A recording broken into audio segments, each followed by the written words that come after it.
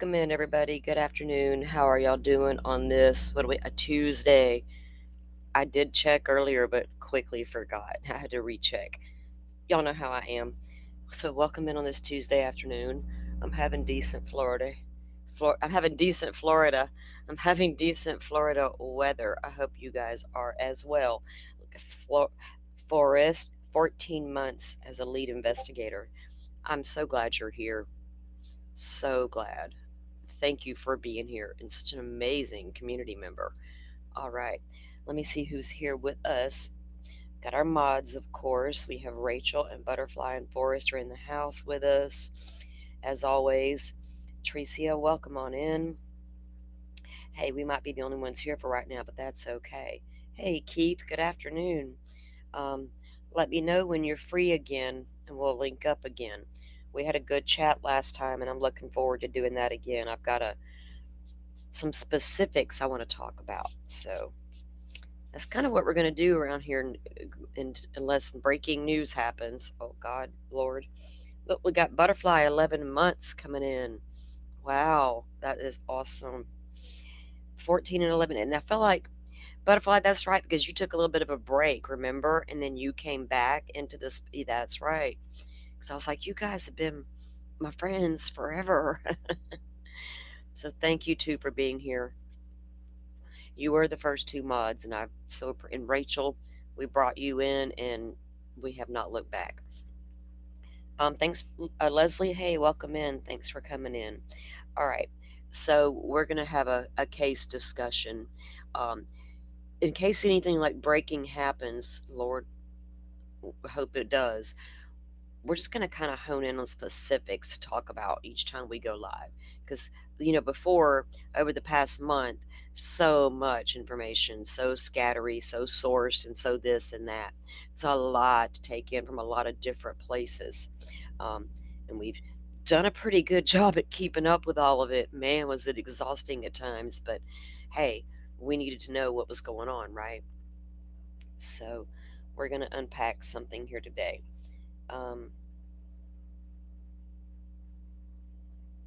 Yes, Butterfly. But they were around before I had just a handful of subscribers, a few watch hours. This community, and I intentionally set out to build this community organically, and I know how to do that because I had done it for years with other communities, right? I didn't want to come out here and be all bait clicky and have these flashy thumbnails and these intriguing headlines and these crazy, silly high school looking stuff. I just didn't find that wasn't what drew me in to a live stream. I was more interested in what are you talking about over there? And I don't need theatrics, cute and all, but I don't need it. So I set out to do that here. I tried to do that here, just build it organically, come out and talk about true crime and let it build, and it has. So I appreciate everybody who has come over and subbed up, joined us, and come back again and again and listen to the shows. Hitting the thumbs up, and the best part of all, joining the conversation, right? That's what we love. And I didn't ask, but I'm assuming y'all can hear me in the chat.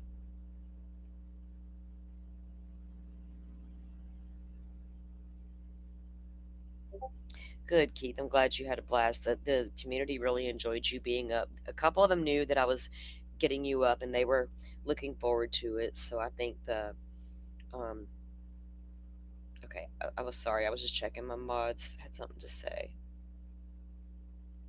Okay, I got you guys. Cool. Thank you. Um, Hold on. What is this? Okay, I got a comment left on one of my old streams. I guess somebody's going back to the content. They say they are new member and they're glad to be here. Georgie girl. Well, if you're listening, if you're here right now, thank you for that. All right, guys. Let me put this phone down. Hey, Jet, welcome in. All right, that show yesterday was a little icky. My God, I couldn't get the ick off fast enough when we got done with that live. Lord.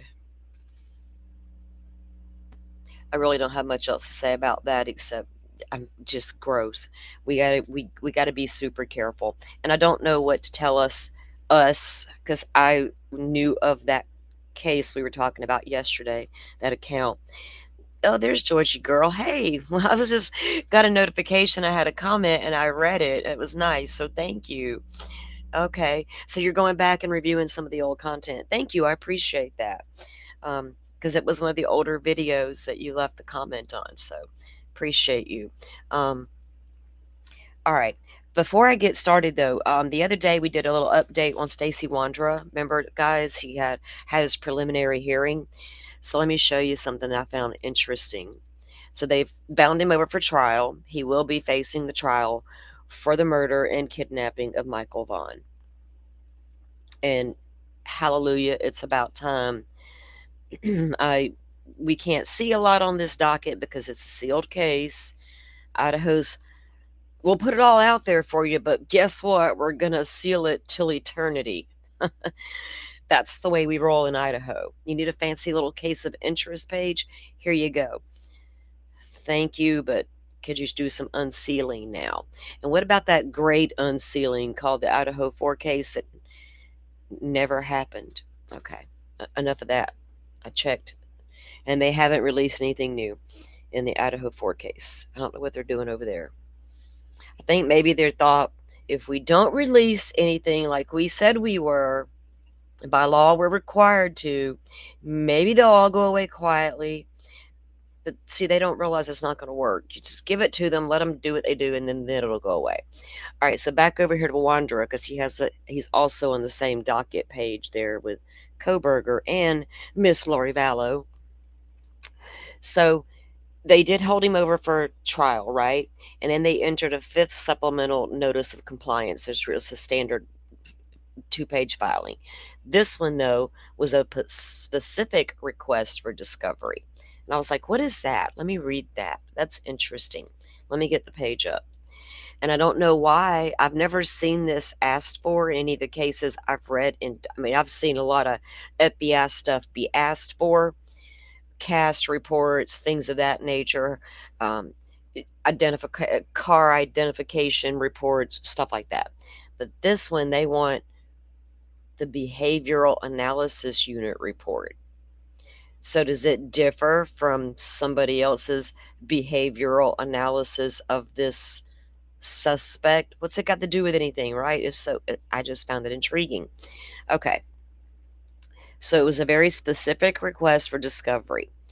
It says, please take notice that the undersigned, pursuant to ICR 16, request discovery and inspection of the following information, evidence, and materials found in said rule, FBI Behavioral Analysis Unit. Now, knowing what I know from the Idaho 4 case, they will get whatever the FBI gave to the state. Here's our preliminary analysis report, or here's our report, right, on our BAU analysis report. To get anything beyond that, you got to do a TUI request and go fight the FBI to get their internal notes. And why would you need all that? Just take the report and read it, right? I just found it very interesting that they want that specific report. What do y'all make of that? Now that's his team.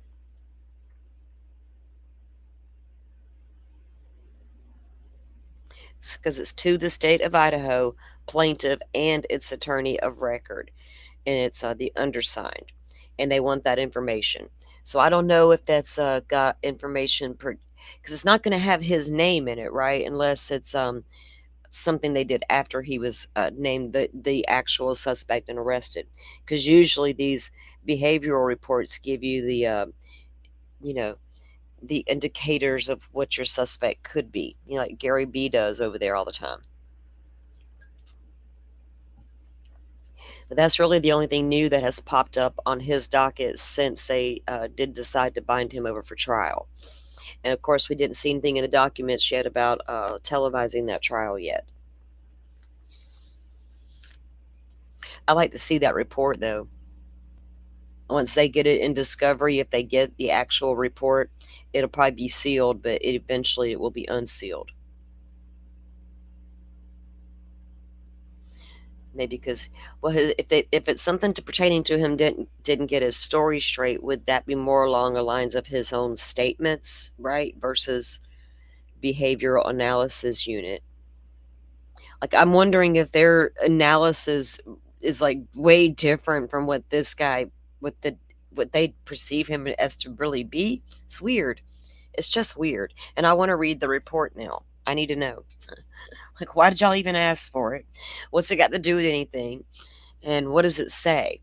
Maybe I can understand better. Make it make sense, right? Well, help me by giving me the document. We need to know. It would be interesting to know what their unit analysis really was on a suspect for the Michael Vaughn kidnapping. It would be interesting to see what they think about the Sebastian Rogers case and the Summer Wells case. Actually, can we FOIA request those things? Did the FBI analysis unit, behavioral unit, do a profile on the perpetrators that may have taken those individuals? And what does it say? The one about Nancy, it's hit or miss. Kind of like Coburgers, it was hit or miss.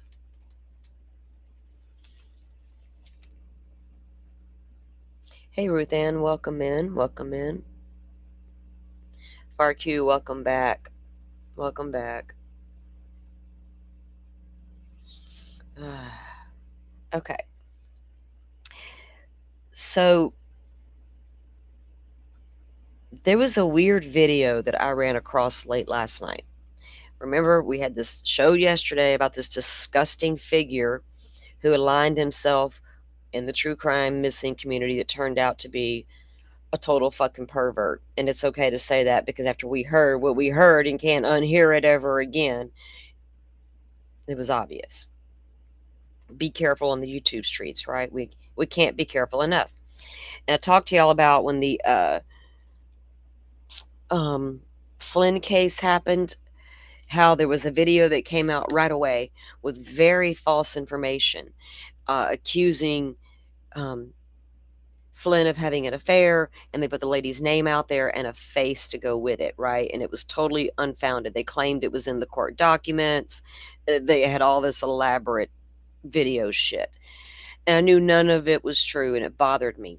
I found one on Nancy Guthrie last night. It just happened to be I actually just went to YouTube, Nancy Guthrie, search. This video pops up. I was like, what is this? Never seen this. So I click it, and I'm lying there listening, and I'm like, what in the hell am I listening to?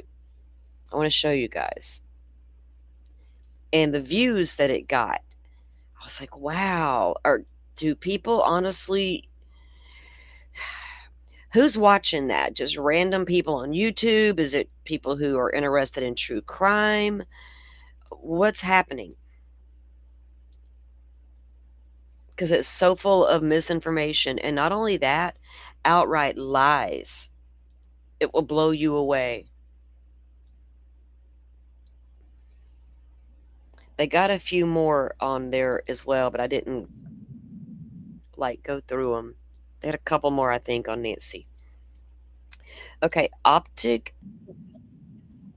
I hope they don't strike me. Fair use and all that stuff. I'm gonna stop and commentate. All right. So I'm gonna so this channel starts out showing you a couple of clips, and then they go into the story of it all. Let's put it on a little bit of fast speed too. Let me try to do all the things to make it where I don't get in trouble. Okay. Because you never know. Oh, a fast talking go. No, lady, sorry. Hold on.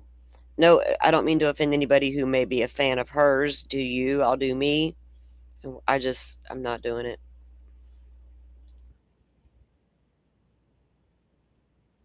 Okay, let me get right here, because here we go. It's this bullshit that I'm concerned about.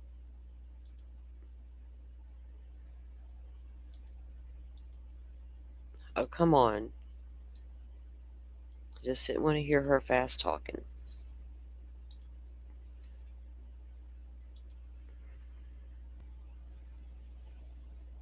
Sometimes it takes it a second once I mess with it. It's got a mind of its own. It's gonna make me take it down and pull it back up. I know I don't have it up on your screen, guys, but it's doing its funky thing back here for me. So let me get it reset, and I'll get it to where we need it before I try to pull it up. I just couldn't do that lady on fast speed. It really sent me to another place. Like, no, I can't do fast speed too much anyway.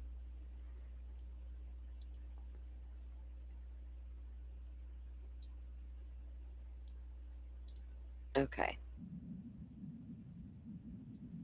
Did y'all hear about that retired Air Force guy who's been like the whistleblower on the UFOs? That he disappeared. Like, he disappeared. He's gone. Just like Ms. Nancy. And he didn't have any mental health issues where he would wander away. Sharp as sharp. This dude is, wow. His credentials blew me away. That we'll get to that story another day. But yeah, the dude's missing. Okay. I listened to it last night. I was like, holy cow. Who took him, and why? Gee, we got to start being super careful because there's not only creepers in the night that want to break into your house and take your things, they want to take you too, apparently. We got people snatchers are on the loose. Like, we've reached the next level. All right, because this thing, I don't know where they're going to claim they got their information, but it's so wild. Get that out of my way.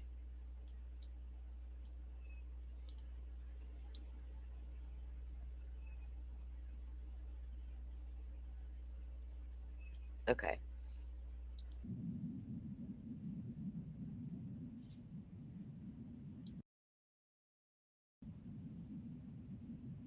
Okay, now we can put it up on screen.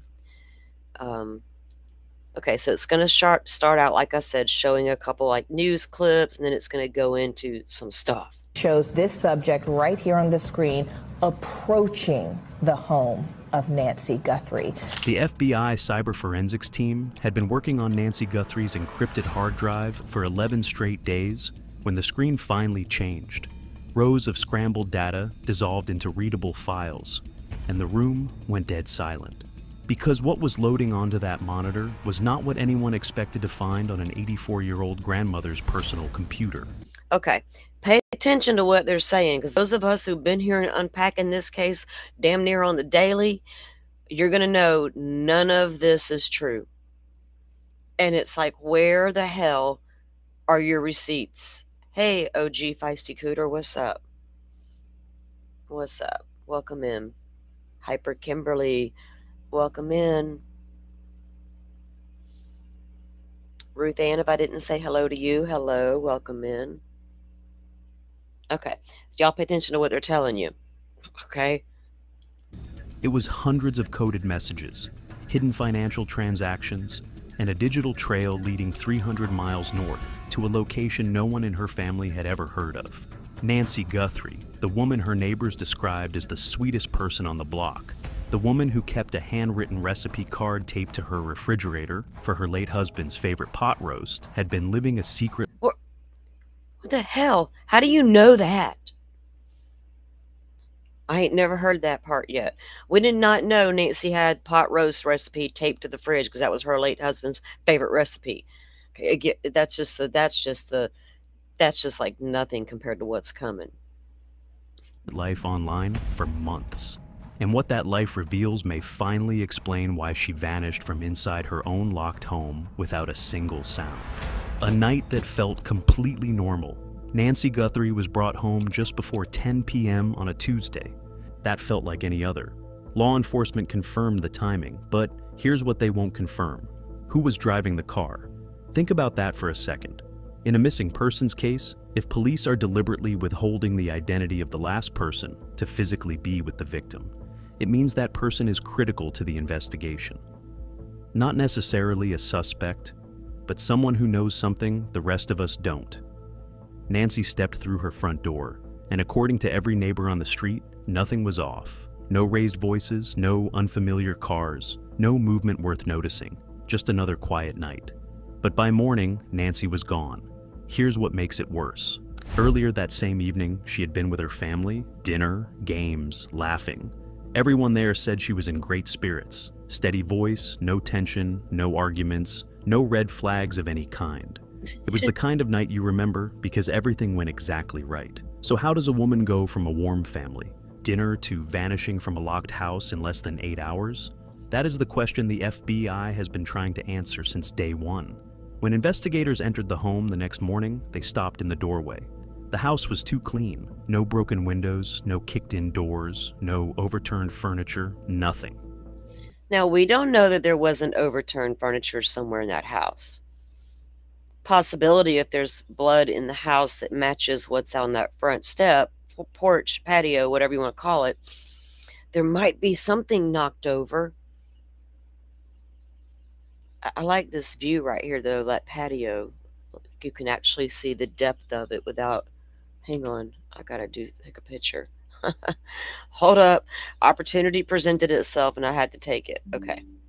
In cases like this, that kind of silence is not comforting. It is terrifying. It means Nancy either knew the person who came inside or she left on her own, possibly without realizing she was walking into danger. Either way, trust was the weapon, and nobody saw it coming. Local police started the search, but within days the FBI took over. Federal agents don't step into local cases unless they see something that goes beyond a single event. They walked... Where's he been? Where I have no words. Where has this guy been? Who took over? When? What? Where? How? through that house with surgical precision, cataloging every item, going through the trash, studying dust patterns on the floor. This was not a routine search. This was a federal inquiry into a disappearance that broke every expected pattern. The time frame is what haunted them most. Safe at 10 p.m., gone by sunrise. That is an impossibly tight window. Whoever did this had to be precise. They had to know exactly when to move and exactly how to leave no trace.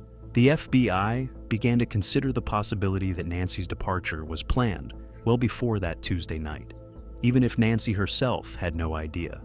The FBI began running background checks on every single person in Nancy's life: friends, neighbors, extended family, service providers, anyone who had regular access to her routine. They pulled phone records, bank statements, and her medical history. They interviewed the family members who had been at that Tuesday dinner one by one in separate rooms. Every story matched, every detail aligned, and somehow that made it worse. Because when there are no contradictions, no slip-ups, no cracks in anyone's timeline, it means the answer isn't sitting on the surface. It's buried deep. As the first day ended, agents stood in that empty house and took it in. Nancy's favorite chair, untouched. The pot roast recipe still taped to the fridge in her handwriting. Her morning coffee, never made. The home had become a void shaped exactly like the woman who used to fill it. And for the FBI, that void was not a dead end. It was the loudest clue they had. 2 hours of digital silence. Now, here... 2 hours of digital silence, they're going to claim. They're getting ready to get real technical here. I'm like, what the hell are you talking about now, sir? And I think it is, I believe it's an AI voice. Yes, I do. Because this account, like I said, and it had... Oh, I didn't look at the views before we turned it on. I'll look in a minute. But it had thousands of views, right? I mean, a lot of views. And I'm like, who the hell is watching this and thinking, and will think all this is real, right? They don't know any better. Like, what am I going to do about it? I'm not the YouTube police, and I can't just like, oh, y'all look at me. This is fake. But y'all will know, right? This shit's out there. So when I say be careful on the YouTube streets, y'all have a better understanding of why I say that crazy thing. It is not, it's across the board. We have to be careful, and we have to hold social media just as accountable as we do mainstream media. If we don't, what are we arguing about? For real? Okay. Here's where it gets dark. Once the FBI brought in their forensic technology, The house that looked so still on the surface turned out to be screaming with digital evidence. Because here's what most people don't realize. Your home is always watching you. Routers, thermostats, door sensors, personal devices, they're all quietly collecting data every second of the day. Nancy's house looked untouched, but the data inside it told a completely different story. And when investigators laid that data out on a timeline, what emerged was a 2-hour window that changed the entire investigation. It starts at 2 a.m. That's when Nancy's phone stopped sending signals. Just At 2 a.m., Nancy's phone stops sending signals. Where did he get that from? Was that in one of Nanos' secret press conferences that we don't know nothing about? Who is this guy's source? He don't even say, I got a source, does he? He just making shit up as he goes now. He's also going to tell you later something about Nancy's leaving this area at 4 a.m. And I was like, what? 2 a.m., Nancy's phone is no longer sending a signal. What the hell is he talking about? All we know is her phone was still in that house. That is all we know about Nancy's phone. went dark. Her family said she was a heavy sleeper who never got up before 7 a.m. What? So the phone going... We ain't heard shit from this family on her actual routine. Think about it. No shame to them. I didn't mean it like derogatory, but we haven't. I just speak the truth that flies out my mouth. We haven't heard our mom's routine would have been to go to dinner, to go Uber to dinner, take her home, go to church, Uber there, Uber home, whatever. Her friend to take her home. What? Mom goes to bed every night by 10 p.m. Mom's not awake before 7 8. We ain't heard nothing like that. All we know is Nancy enjoyed her company, would have friends to her house, would go to their home for church. Her daughter didn't live far away, and she would go there for dinner. She probably went and met her other friends for food time to time. Like, that's all we know. Everybody respected her, nice lady. The hell, this dude. Oh, my God. Silent at 2 made sense, if she was asleep. But get this, the house didn't go dark with her. At 3 a.m., the smart thermostat's motion sensors picked up movement in the kitchen. What? The thermostat. Doesn't that control the heating and the cooling and fan and all? That's what it says. But it picked up motion at 2:12. What the fuck's he talking about? We haven't heard anything about a thermostat. We've heard camera detection at 2:12, but not a damn thing about Nancy's smart thermostat detecting emotion. What did it detect? That it was... Doesn't it detect when it's getting warm in the home? Cooling starts to happen. Oh my goodness. Slow movement, deliberate. Not the frantic pace of a break-in. Calm, methodical steps. Okay, and it measured the person it detected. It measured how fast they were walking. And they were slow and steady. Like they knew where they were going. That thermostat is super ass smart. I hope the investigators got it. And whoever, Google, who the hell ever, can recover all that data this dude's talking about off of it.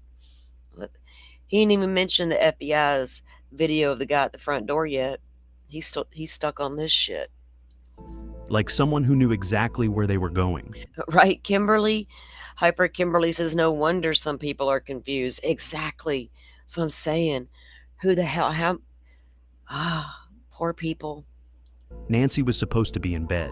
She never got up in the middle of the night, ever. So, who was walking through her kitchen at 3 in the morning? Then came 4:15 a.m. The front door opened. I was mid-sip of coffee. 4:15, the front door opens. Nancy's long gone from that home at 4:15. That door opened, 2:28, she disconnects. So I don't know how far she actually had to get from that watch out that front door. So, just saying. I don't know what this guy. See, y'all, the rumors fly, the misinformation. It's not even that it's just misinformation. It's outright lies. I was like, man, I can't even call that misinformation at this point. It's freaking lies. and closed gently. No alarm triggered. Why? Because the correct security code had been entered. Let that sink in. Whoever Okay, so the correct security code had been entered, and let that sink in. Well, her family probably knows her security codes, that that house was equipped with security codes. I'm going to know my mama's code. That's a fact of life. A lot of y'all are going to know mama's code to get into that house just in case something happened. That would not be suspicious at all. Even I would expect Annie to have every code she needed to get into that house, living 10 minutes away, while the other daughter lived in a whole ass other state, mind you. opened that door either knew Nancy well enough to have her code, or Nancy herself opened it. This wasn't random. This wasn't a break-in. This was precise. This was planned. And that's not even the worst part. The FBI pulled the internet router logs and found a sharp spike in data usage during those same overnight hours, a time when the entire house should have been idle. That spike means someone was actively using the internet. Spike, what the hell is this dude talking about? We got internet outages, we got shitty Wi-Fi out on the street, cell phone service that sucks, possible jammers being used. The house behind Nancy's had some camera issues. The one to the right had an issue because I saw the agent fiddling with it. We just are in a dead zone, man. People need to face the facts. Dark area with very scattery Wi-Fi cell service happening. We're lucky we got images off that damn camera at this point. By the way, if a jammer had been used, why wouldn't it have jammed Nancy's camera? And why would the guy need to take the camera? Just let that sink in. This fucking idiot. This is an account, guys, called Optic Epidician. They came across my feed last night, and I watched it. And I was like, holy, what the hell am I watching? Right? So I wanted to share with you guys why I always say things like, be careful out there on the streets, right? We got to watch for the people that give us red flags and that gut feeling of like, well, keep them over there. And we need to learn to trust that feeling, right? Like with yesterday's show topic. And then this, we see something like this. See, when I see things like this, right? And if it's a really intriguing story to me, I will go look up facts about it. This particular case they're talking about. Not everybody's going to do that. And the second you do, you're going to see this is absolute bullshit that you're watching. They can't. Why the hell?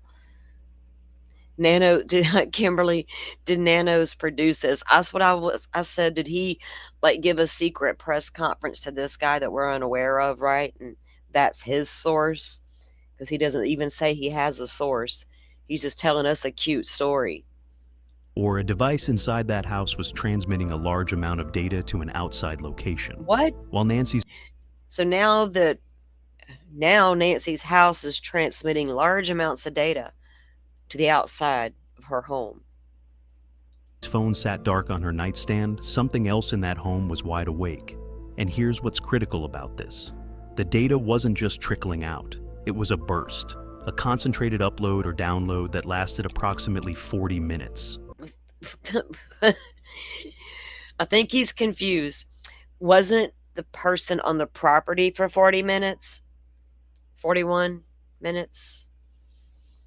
What is he talking about right there? That is not a background update. That is intentional activity.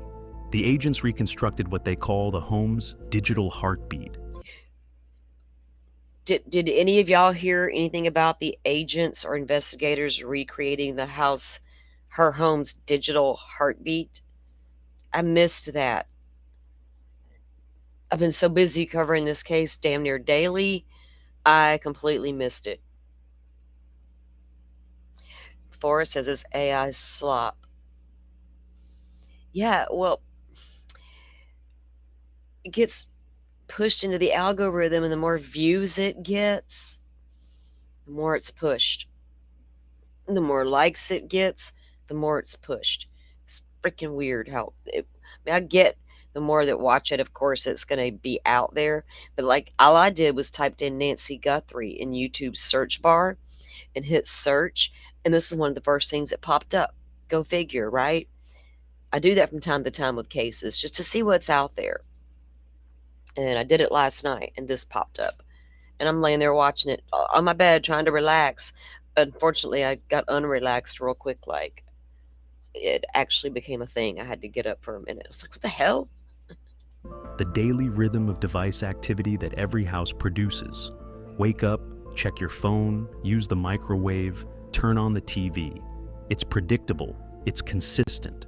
And when someone vanishes, that heartbeat either stops or changes. Okay, Nancy didn't even have a subscription to the Nest Cam.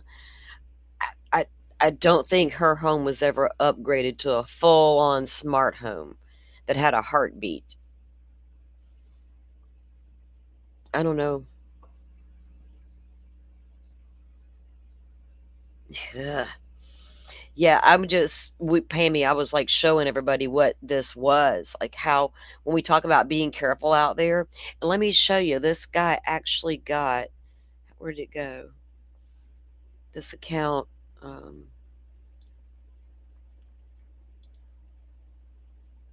okay. It's got 64.8 thousand subscribers, and this video got almost 45,000 views, a 21-hour time span, right? And it's not even putting out any factual information at all. It's all like lies. You can't even call it misinformation. It's so bad. So bad. And people out there see this. In a way that doesn't make sense. I mean, a lot of people. Nancy's digital heartbeat flatlined at 2 a.m., but the house kept a pulse for 2 more hours. What? That gap between her phone dying and the front door opening is where the truth is hiding.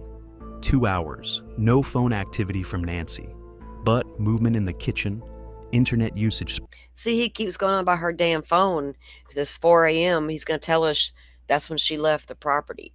Like, I have no idea where he. And if you go, I didn't look at any of their other videos. Like I said, they got like 2 or 3 more on Nancy Guthrie that I didn't look at yet.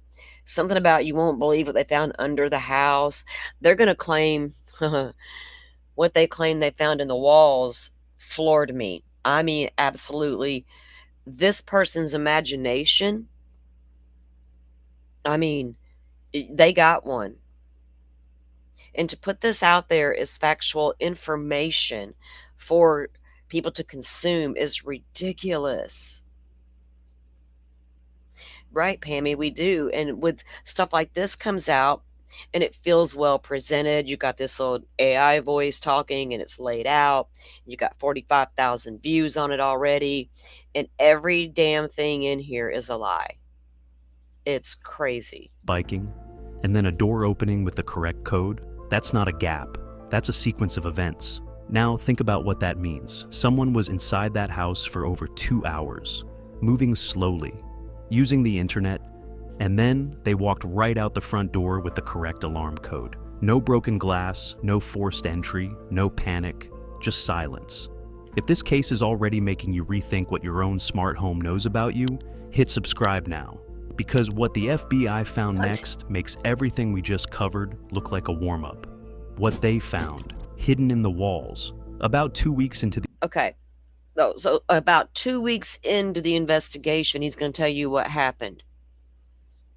And y'all, I don't even know what to think, where they come up with this shit. Kimberly, it's unethical. Yeah, it's more than that because it's deliberate, right? It's not even unethical. I don't know if they're not like live, so they're not getting like super chats and super stickers, things of that nature. But the more views they have and all, they're getting that ad revenue. They're not fooling me. Ad revenue is not that much, but the more people who watch it, the better it will be. And they got a bunch of videos on a bunch of different things, all right? And I didn't review any of that shit because I'm like, I've seen that one video, tells me all I need to know about what your rest of your content's probably going to be about. But they continuously producing this content with all this fabricated information. And what is the end game of that if it's not to make you some money? Because it's very deliberate. You want the view for a reason. So what's the reason, right? Is it a money thing, or what the fuck are you doing? Are you just a weirdo? Could be. Oh, well, how long has this account been around? Butterfly, how long has this account been around? The investigation, the FBI did something that caught everyone off guard. They came back. Federal agents don't return to a cleared crime scene unless something major has surfaced. But they arrived in the early morning hours. No sirens, no press, no warning. Parked 3 unmarked vehicles along the curb and entered through the side door. They stayed for nearly 12 hours. Neighbors who saw them through their windows said agents were carrying equipment cases into the house all morning and didn't emerge until after dark. When they finally walked out, they were carrying several large evidence bags. Not one of them said a word to reporters camped outside. That silence told the whole story, because when federal agents suddenly go quiet after weeks of measured public statements, it almost always means the same thing. They found the thing they were looking for. I didn't know they spent weeks with the FBI making public statements, and then all of a sudden they went silent, radio silence. Again, he must be talking to Nanos on the side, and we are unaware, and we are so uninformed apparently, because we've missed a whole lot. I'm sorry that dude, what are you doing? We've covered this case nonstop, and everything about this shit's a lie. I cannot believe it. You need a recap, Sarah? Hey, welcome in, welcome in. Hey, Happy, welcome in. Okay, so no, you're good. You're good. It's fine for y'all to ask what's going on here. What are y'all doing? That's what we want y'all to do. So this is the video that I ran across last night. I just typed Nancy Guthrie into the search bar YouTube, and this popped up, and I began to watch it, and I was floored at what I was hearing because it was so full of misinformation, not just misinformation, outright lies, and it's got like 45,000 views. They got a bunch of videos. They got about at least 2 or 3 more on Nancy Guthrie's case that I did not review. One was all it took. But so far, we've been reviewing it here with the community because y'all know I always say, be careful on the YouTube streets. This is part of the reason why. Part of it is what we discussed yesterday on that live, and then part of it is this right here, this type of stuff. How do you spot it? How do you know it? That AI-generated sounding voice got anything to do with that, But it's bad what they're doing. So now they went into this house is a smart house. It has a whole heartbeat thing going on, and they've just laid it on thick. Now they're going to tell you that the investigators found something in the wall of Nancy Guthrie's home. Now, again, I probably need to put up a banner. This is all lies. If you're just joining the show, fuck, excuse my language. I gotta make myself, hang on, I gotta do my due diligence here, because I don't want nobody to think I'm like presenting this as fact. I cannot have that. I know what it says on the banner there, but let me be specific. Sometimes you gotta be super ass specific in this space. What should I say? Like fake video review.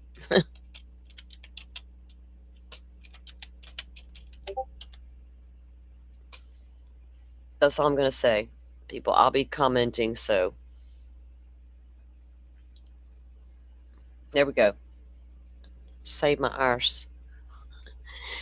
Hey, nothing happened because of yesterday's show, the content, the words, and all that thing that I said might happen. I didn't get in trouble yet, so we're good to go, people. All right, there's our banner, fake video review. So warning out there in them YouTube streets, this is the kind of stuff you need to watch for. All right, here we go about what they found in the walls of Nancy Guthrie's Home. Her home has been so violated, not only by the man at the door who chose to violate her and her home in her sanctuary, but a lot of other people violated it as well as a result. Or they found something they weren't expecting at all. They had brought ground-penetrating radar this time, a tool that sees through wood and concrete to find hidden voids and concealed objects. This isn't standard missing persons equipment. This is what they bring when they believe the building itself is holding secrets. They weren't just looking for Nancy anymore. They were looking for what she left behind, or what someone else tried to hide.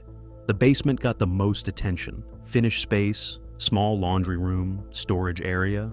The radar flagged an anomaly behind one of the walls. When agents opened the drywall, they found a small metal box bolted directly to the floor joists. This wasn't something casually tucked away. It was mounted, secured. Whoever put it there intended for it to stay hidden for a long time. Inside, a collection of documents, maps, and a secondary cell phone that nobody in Nancy's life knew existed. Her children didn't know. Her neighbors didn't know. The friends she played cards with every week had no idea. That phone changed everything. The FBI's forensic team spent days breaking the encryption. Has he watched any of Enton or Banfield's reporting, or anybody's, Brianna's, everybody else's, News Nation's? Lots of people. Where's he getting this from? I've missed that part as well, where you done found something in Nancy Guthrie's wall. I think Enton would have done caught wind of it, or Banfield. They got some sources, didn't you hear? The hell is this guy coming up with this stuff at?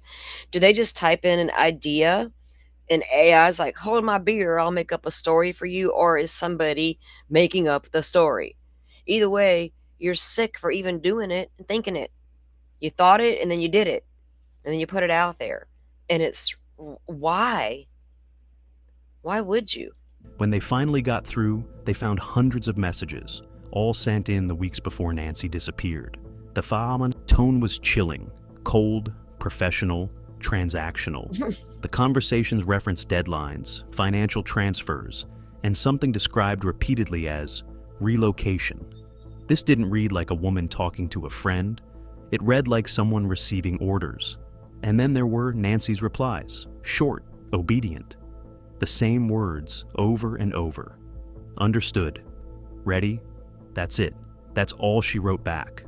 I was like, are they implying that Miss Nancy was like a spy or something? Like, that's her handlers that she's communicating with and hiding it in the wall? What are you getting at, sir? Because I've not heard this before. Now, how many 45,000 people heard it? Well, I was one of them. Now, y'all are too. We all count as one view right now for this person. Ugh. Hundreds of times. Let that sit with you for a moment. But here's where it gets deeper. The documents in that metal box weren't letters or journals. They were financial records and maps, some showing areas of a nearby state park with specific markings that matched no known trail or landmark. Names were handwritten on the backs of the maps, names that didn't belong to anyone in Nancy's circle. The FBI is tracking those individuals down, but early findings suggest many are operating under false identities. Also inside the compartment, okay, listen to this. A man's jacket, size large, with a logo on the breast. Pocket. It looked clean, but forensic analysis found traces of soil in the pockets. They claim they found a male's black jacket in the wall, where this box they located with this secret phone and all this stuff. And upon further evaluation of this jacket, they found traces of soil in the pocket. Do not hijack one of my favorite pieces of evidence, mister. Don't do it.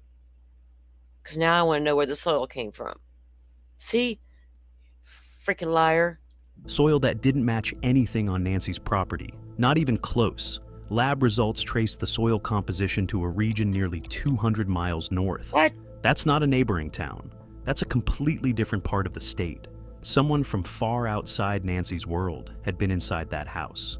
They knew about the hidden compartment. They had enough access and enough time to leave a jacket behind. And nobody in Nancy's family had any idea that compartment even existed. The FBI has not released the identity tied to the jacket. They haven't revealed the logo. But what they have said is that the forensic profile. Now, the only jacket we are all aware of is the one that the abductor had on at the door, right? And we hear tale that it was purchased on the secondhand market, or purchased a year ago or two, sheriff, or hand me down somewhere from whatever. It could have been your best friends who left it a year ago, and you're like, oh yeah, I'll just throw this on. It could have been as simple as that. This guy's jacket, I don't know. Chrissy Gonzalez did find Maddie's black jacket. And guess what was in the pocket? Carbonaro from the grub truck that night. She was eating it with her hands in the car, the Uber, on the way home because she was a little intoxicated. Maddie was hungry and Maddie didn't care. Christy found it unpacking Kaylee's items, and there was the jacket. I just thought I'd share, and if y'all didn't know. If you know, you know. That jacket was like, where'd Maddie get this jacket? It was way too big. But it didn't matter. No one knows where it came from. Whoever gave it to Maddie that night has never said, I'm the one who gave Maddie that black jacket. She plans to give it to Maddie's mom. File of the soil is being I don't know where cross-referenced this guy's jacket's coming from. Shit. with known locations of interest in the ongoing investigation. Now, here's what the computer revealed.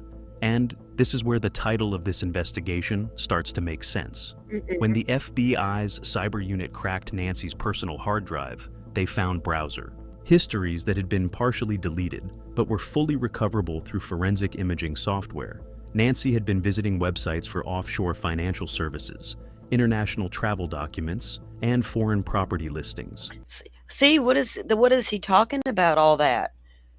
That makes her sound like she's some sort of secret spy agent going on thing. What the hell are you doing? An 84-year-old woman who her family said barely left the neighborhood, researching property in another country. That alone would have been shocking, but there was more.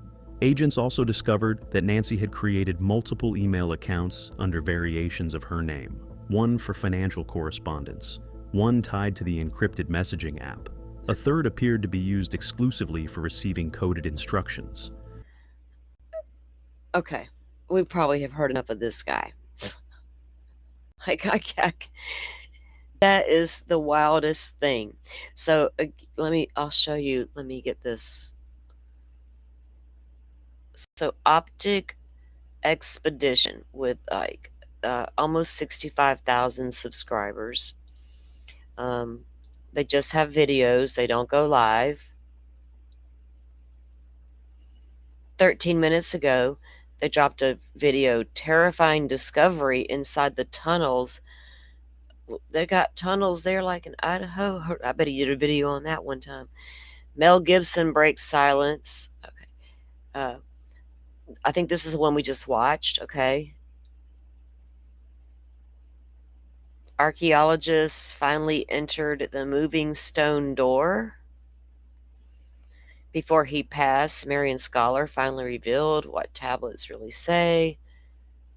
Wow, I can only imagine what them videos talk about. Wow. 2 days ago, here's what the FBI found in Nancy Guthrie house after her abduction. This is bad. Ooh, I haven't watched that. Wow. See, they got a lot of videos out. That's 2 on Nancy that we see. And a bunch like on science stuff, like scientists unsealed a 40,000-year-old cave. What they found will shock the world. I'm sure if they watch your video, it might. 27,000 people did watch it.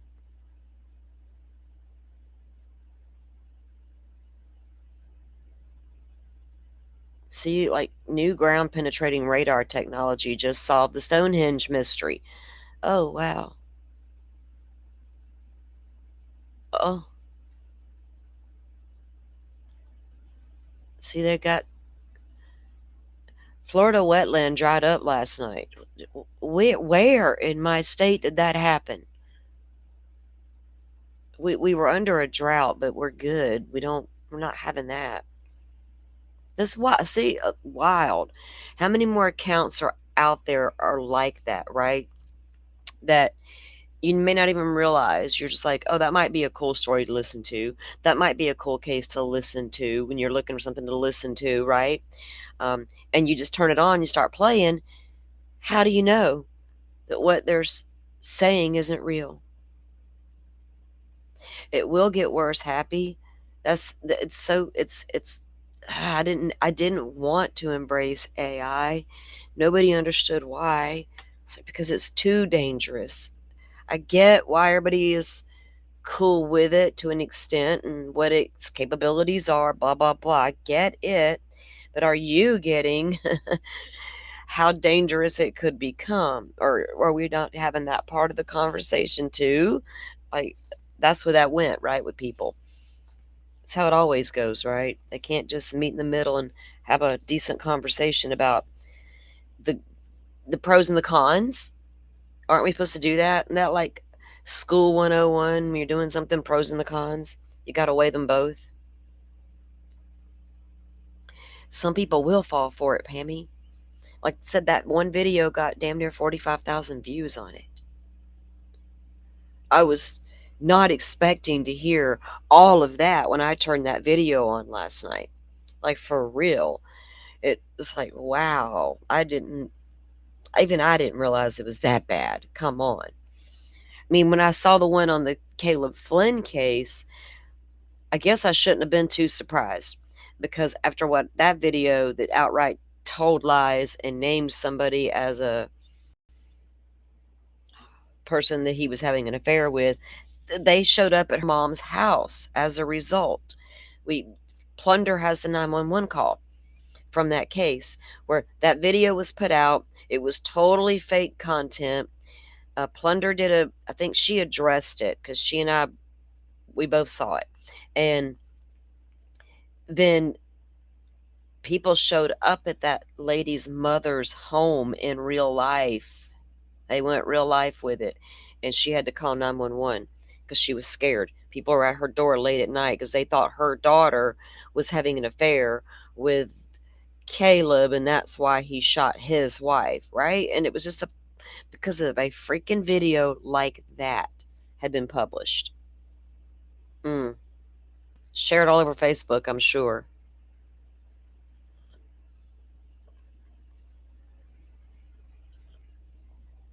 I saw all that, but I saw that video of the Caleb Harris thing, or Caleb Harris, that was the different case, the Flynn case, because they claimed they saw these receipts and documents. I had the documents. I knew that was not true. I knew the lady's name and face they were accusing of being the mistress. Never once did I talk about that when I presented that case, because man, leave that lady alone. So what if they were? None of my business, but there's no evidence that they were, right? Stop it. All right. So I just wanted y'all to be another example of why we got to be careful in these damn streets. Try to create a safe space here for everybody. Thank goodness we got good chatters, a good community. We don't have that trolley bullshit happening and weirdness. We don't try to tolerate all that mess. All right, so Nanos is mad. We're going to review Brian Enton's video, but before we do, we're going to get into this because this is not going to take a terrible amount of time.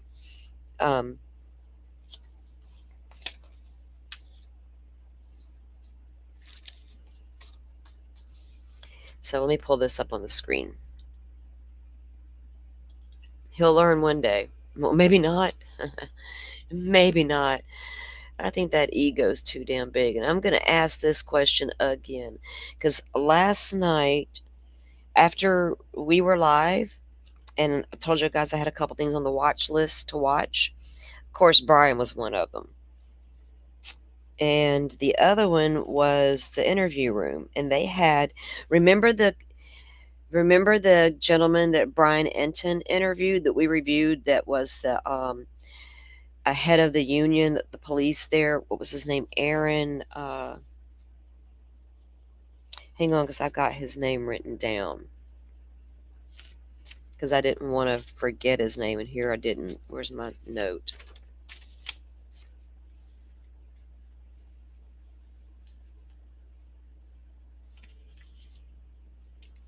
Because it was a good conversation about the ins and outs of the town right there, right, with the sheriff and all of that stuff. And what was his name here? I got it right here. Aaron Cross was his name. So it was interview room last night, and he was he talks about how the inexperienced homicide detective team, right, and how the sheriff basically dissected all these units, and how he was he was sheriff, and then he ran for sheriff again, lost. Another guy took over. He became sheriff. Then sheriff wins again. Now he's in office now, obviously. But I'm like, who? And I asked this a while back. Who wanted this guy in office? Because these sheriffs have long terms a lot of times, and sometimes the counties cannot wait to get rid of the one they got. And sometimes their terms are absolutely too long because it allows things to happen because of the time they've spent in that position, right? Power thing, I guess, is where I'm going with that. All right, so let me pull up this article. We're going to start with an article.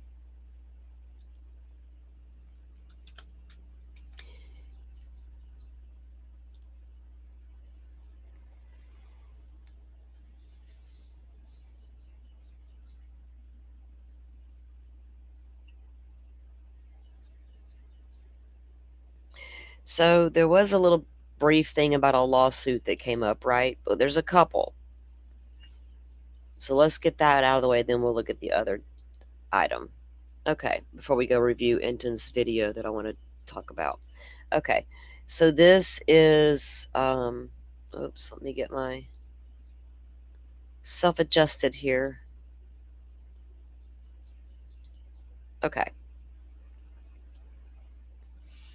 So he's being sued for $1 million at this particular suit. Pima County Sheriff Chris Nanos, and this suit is really kind of, it's like, what? Pima County Sheriff Nanos is currently heading the investigation into missing Arizona mother Nancy Guthrie, has been hit with a $1.35 million lawsuit. Newsweek reports that Arizona inmate Christopher Marks filed the lawsuit March 5th at the U.S. District Court for the District of Arizona, alleging that Nanos endangered his life.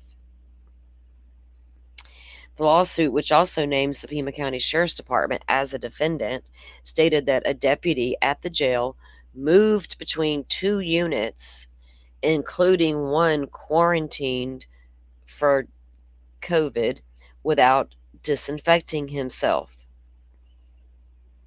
So an inmate saying that an officer moved between the quarantine unit and the unquarantined unit without appropriately disinfecting himself in the process. Nanos is accused of not enforcing laws that require the deputy to protect inmates. This deputy was going back and forth working both units. Our unit was on lockdown because this deputy was working both units, he wrote in his lawsuit. I could have died, Marks stated. Huh. I mean, I'm not, I just find this lawsuit is kind of whack. I'm more concerned about the other one. Marks stated that with lawsuit money, he would purchase apartments for the homeless who could live there 6 months for free, no strings attached. He wants an apology from Nanos. Online records indicate that Marks was found guilty in 2024 for shoplifting. Oh, God. So, not a direct suit against Nanos, but the department for not handling the pandemic properly. That guy could have died. Nanos, according to Fox News Digital, has faced previous Does that guy realize a bunch of us could have? There was a bunch of people who didn't want to follow no protocols, so we all could have. Okay, never mind. Nanos, according to Fox News Digital, has faced previous scrutiny, including lawsuits filed by a political opponent and by one of his opposers. Nanos allegedly placed political rival Lieutenant Heather Lappin on administrative leave during the 2024 sheriff re-election and ordered her to not discuss it. Now, interestingly enough, he orders her not to discuss it. When Chris was interviewing Aaron last night, they're just talking. I'm listening. And Aaron's like, yeah, he's got a gag order on this case. And of course, the journalist over there, Karen's like, well, gag order? What are you talking about? We haven't heard a gag order. He didn't mean a literal gag order, like documents or he meant an unspoken sheriff telling you, detectives on the case, there's a gag order. Don't you talk to no damn body. And Aaron Cross said that the actual investigators there were doing a really good job of holding certain things about this scene very close to the vest, that even the people within the department hasn't heard things.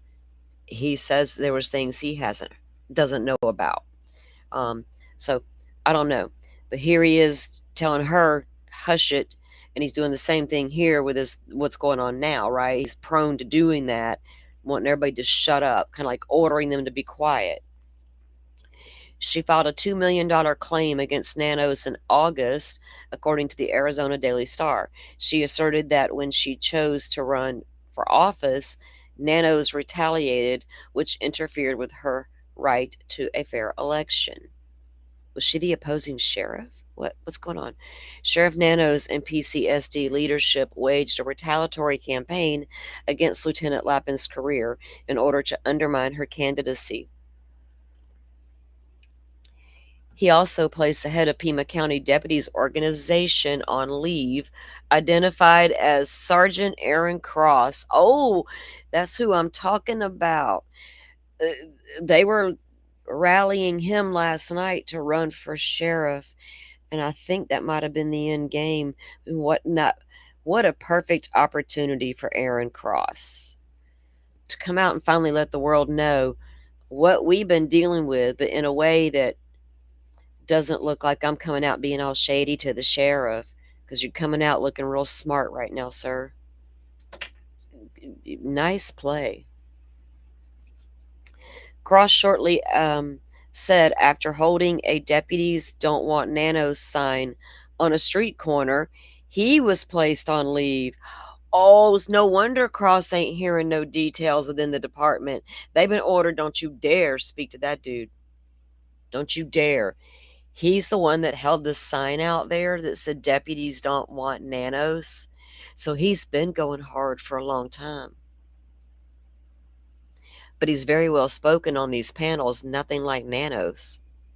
I put my money on Mr. Cross here. Prompting a federal lawsuit against Nanos. Captain Juan Navarro and the Sheriff's Department. So he is also, so you have Lieutenant Lappin, she's got a $2 million suit. And we now have a federal lawsuit filed by Aaron here. Aaron, if you're still involved in that lawsuit, maybe paneling up may not be a good idea. That's all, you do you, boo. As Crime Online previously reported, Nancy was last seen on the 31st. Okay, we know all that. Nanos has been accused of providing misinformation to the media. Wow, Lordy.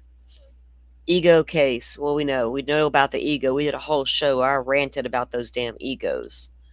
Sit down with it. And of course, the $1 million reward being offered and all the phone numbers. But okay, so that talks about the lawsuits situation of it all. because I know there was information about this inmate lawsuit out there, and that's like a frivolous lawsuit, in my opinion. I'm more concerned about the ones within his department, right? About that are to do with other officers, because that's just not something that happens. That's hard to do, especially when you still work within that department, right? You still got to be there and you still got to work there. And we already know that they got out. Aaron got demoted. He's like answering phones about stolen water hoses, and he's one of the top detectives in the bureau in the agency there in the department. Yes, poor Nancy is exactly right, because you know why?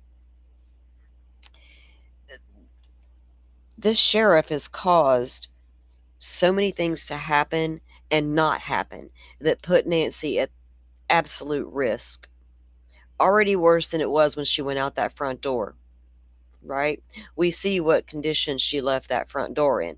Obviously injured, but because he wanted to do weird things like not let a plane go up immediately and possibly track a vehicle, or all releasing that crime scene as quickly as he did, um, thinking he's got fake FBI agents on the loose running amok in Nancy's neighborhood and wasting resources and time on that. He bought a lot of time for Nancy's abductors to get away.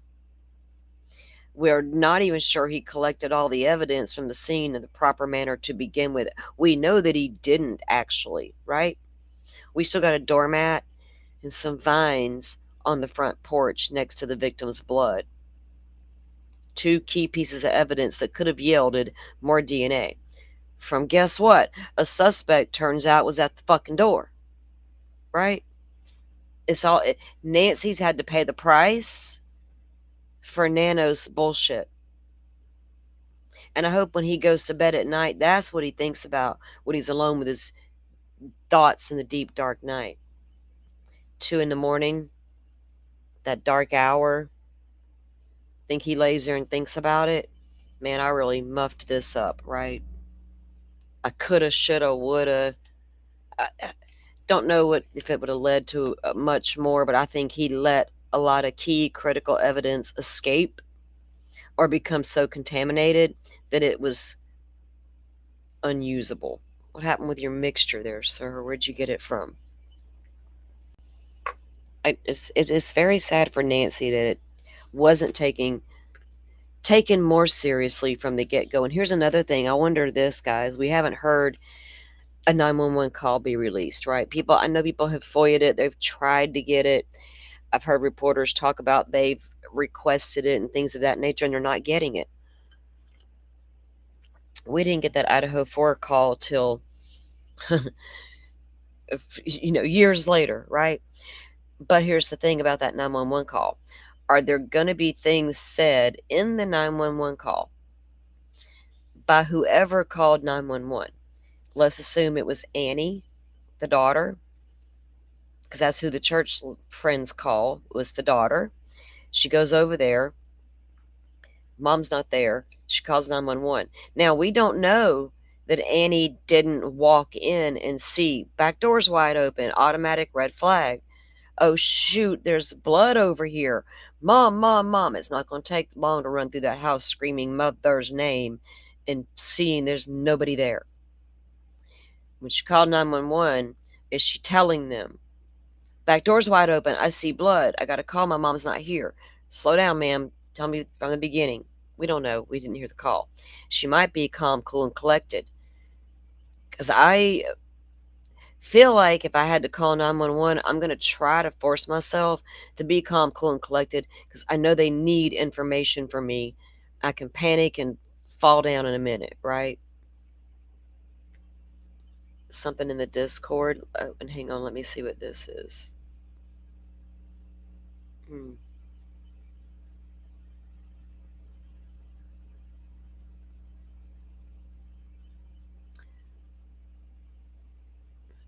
Oh.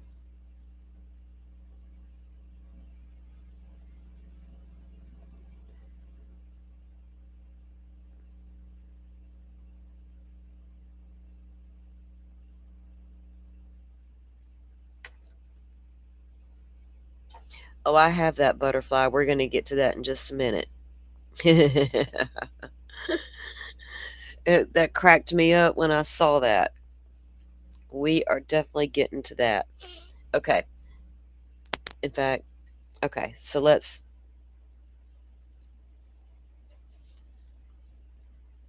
Okay, sorry. I got distracted for a second. All right. I don't know. A lot of the critical things were lost, and Nancy's paying the price for that dude's bullshit. All right, so now the lawsuits aside, here's what else was going on, and that's what Butterfly just sent me a notification about, and that's what we were about to get to. Um, okay, here it is. All right, so before I get to what you actually sent me, Butterfly, let me show you this. Because that is in response to what I'm about to show you.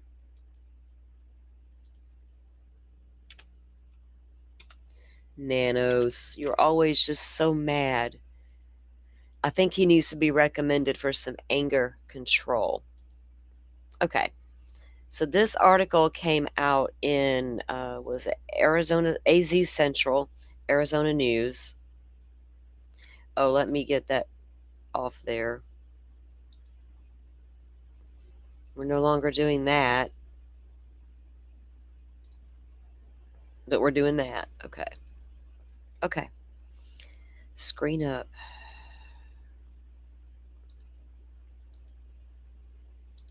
So this article came out. Pima County Sheriff Chris Nanos' work history misrepresented on resume. Pima County Sheriff Chris Nanos' work history is misrepresented on his public resume, raising new questions about the sheriff's background as he faces the biggest test of his career. Nanos' resume posted on the Sheriff's Department website says he worked at the El Paso Police Department until 1984. Records obtained by the Arizona Republic tell a different story. Uh-oh. Nanos resigned in lieu of termination from his hometown police department in 1982. What? Sir? Not your hometown department. What the hell? 2 years earlier than is stated on his resume. Now, why would he do that? Resume says he was employed till 84, but really it was till 82, and he left he resigned, actually. Okay. According to records provided by El Paso Police Department. His decision to step down to avoid being fired followed a long list of disciplinary issues at the department. Nanos had to be a young man back in the 80s right there. How is this dude? We're in 2026. Jesus Christ. I know how old I was in 84. He was a young cop. And he had to resign after multiple disciplinary stuff. And we've heard that he likes to discipline people in this department and shove them around. Sir, you got a history. Oh, you're taking it out on your people. Look at me now. I'm the sheriff. How dare y'all make me resign? Oh, God. Nanos had notable successes in the department.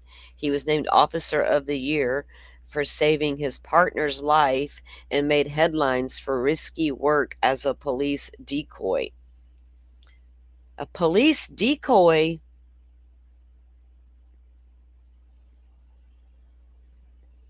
What in the world? Then a series of allegations, including insubordination, excessive force, off-duty gambling, and tardiness, caught up to him. The sheriff declined to answer questions about the resume discrepancy. And then he says, this is where the tweet comes in, Butterfly, that you sent me that I saw. I didn't realize it was a part of this article, but here's what it says that she refers to in that tweet. So here's what they said. The sheriff declined to answer questions about the resume discrepancy. Here's what they reached out, right? Here's what the sheriff says back to them. He says, "That's your urgent request. You you sure you don't want to go back to my high school and ask why I got swats from the principal? Good luck with your hit piece," Nanos wrote in an email on March 9th. Today's March 10th. Yesterday, his email said, that's your urgent request. Are you sure you don't want to go back to my high school and ask why I got swats from the principal? This dude was getting swats in high school. He had disciplinary problems in high school and as a young police officer in the 1980s. And then can't get along with the FBI in 2017. In 2026 cannot get along with his own department. We have a pattern, people. We've developed a profile on you, sir. You have a pattern of behavior we just can no longer ignore. You gave us your baseline. Thank you. Oh, the information comes out at a time when Nanos is under nationwide scrutiny. So, wow. He got all fiery, didn't he? You little salty, look at there. You sure you don't want to go back to my high school and ask why I got swats from the principal? I would. Were y'all getting swats in high school? I mean, think about how old you were, how big you were. My mama can swat me. My mama told the school I never got in trouble like that. I was never going to be that kid who got a swat at school. But my mama would let them know quick, like, no. She needs all that. You send her on home. I got this. Nanos is he took swats at school. He got the licks. Y'all think he had to hold out his hand and got the smack with the ruler from the teacher? Lord, he's all aggressive today because of how he was treated as a child. Oh man. These man children. Nothing personal, men. But damn, there's some man childs out there. I think that's his problem. He's just a straight up man child. There's no like a psychopath or narcissist, because that dude ain't even got the smarts to be a narcissist, right?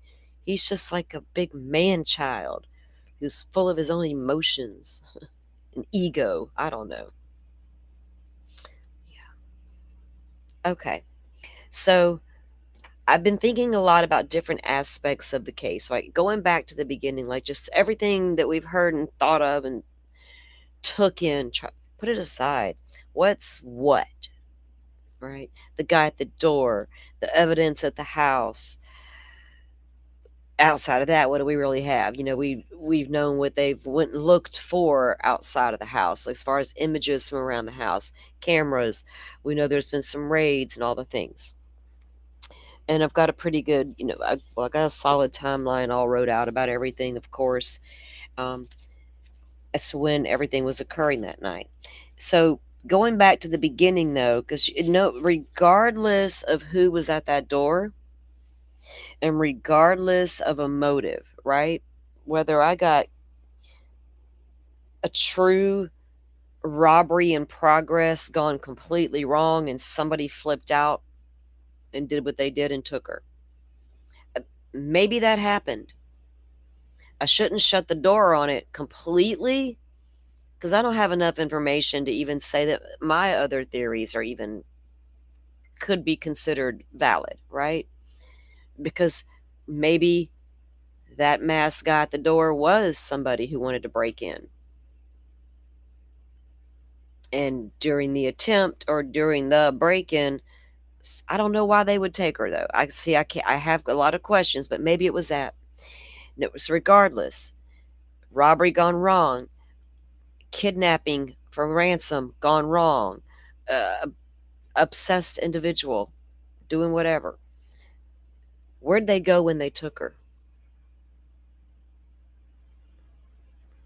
Right? I asked that the other day. Like, where'd you take Miss Nancy? Where'd you go? Where'd you go when you left that yard with Nancy? because we've only got so many ways in, so many ways out. We've heard that there's all these winding roads through the neighborhood, but if you look at them all, they'll connect back to one another. And you got, well, which one makes the most sense to take? Maybe would you take what would appear to be the straight path, or would you divert? I don't know. But the way they left that neighborhood would be a good indicator as to which way they went when they left. Whether you're going to the north of the town, right? South, east, west of the town. Because of the distinct ways to get out of that neighborhood, and the way you would leave the neighborhood would give an indication on which direction you may be headed, south versus, say, west, right? Because Brian Enton did an interview with one of the neighbors last night that he's gotten to know, and she's letting him park in the driveway. This is who she is. We've known that there was a lady who allowing him to do that for a minute now. Now, interestingly enough, she grew up in the neighborhood. Her one street over from where she lives, because she said her mom lives one street over. Also in her 80s. And then she lives in her house, and then her sister also lives in the neighborhood. So they've stayed there. And she went to high school with Savannah and her siblings, but she was the same age as Savannah's brother, right? She was couple years older than Savannah. So there was interesting things said in the damn interview, especially when it came to what happened at her sister's house. And the fact that this happened, and going back to the beef that Nanos has had with the FBI that we all learned about, and apparently not working together with the FBI when they got to town and tried to get hands-on and do their thing. If it was so bad, such miscommunication happened, where Nanos thought he had fake FBI agents on the ground in the neighborhood, and what links he went to once he thought that, because he couldn't verify that the agents were real. And I don't know who he talked to until he finally figured it out. It's weird. Y'all are going to see it. But it's what they turned out to be, real FBI agents, by the way. But it's what those agents said when they got there that intrigued me. I was like, what? The fluff is about to try to get the attention here, but I need to know if that was the real FBI. What'd they say when they got there and knocked on the door? Have you seen anything sus, or did they ask a specific question, right? I want to know the specifics. All right, so let's review this video, because there's no news in the case, no leads, no sources have indicated anything new happening. They're back in Phoenix working the case, going through all the digital evidence that they allegedly have, all these hundreds of thousands of cars. I guess they're trying to find the route out of that neighborhood that this person took. What if they never left the neighborhood? Why does the FBI keep going back out there, even asking questions about, you got cameras? Expanding their search. Do you got cameras? Let's go up this way. Do y'all got cameras? Anybody got an outage that night? Because we got nothing about them leaving this neighborhood anywhere.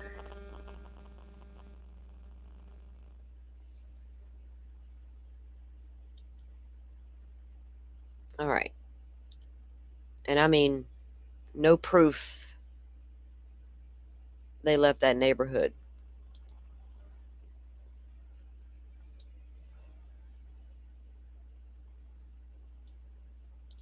I'm getting the video. Oh. Okay. Let me get to the beginning of this. And of course, y'all go over and show Brian some love. He does all the hard work. I'm just here to review it. And I appreciate this interview because it gives us insight, right? And we appreciate the insight. This case has been going on so long. Now, imagine how long it's been, because not a lot of people from there are talking. They're walking past JLR and saying things and stopping and passing Brian when he's out there in front of the house and doing other things. That's their neighborhood. They're going to be around. But after all this time, they're going to start talking too, because you haven't caught the person that was at the door. What if they come to my door next? My mama lives one street over. What if they come to her door next? Don't worry, everybody's safe. Nothing to see here. That's a hard pill to swallow, isn't it? After a while, you might get tired and start coming out and talking. And also, it's hard. People will say shit too. Okay, let me get Brian up here. All right.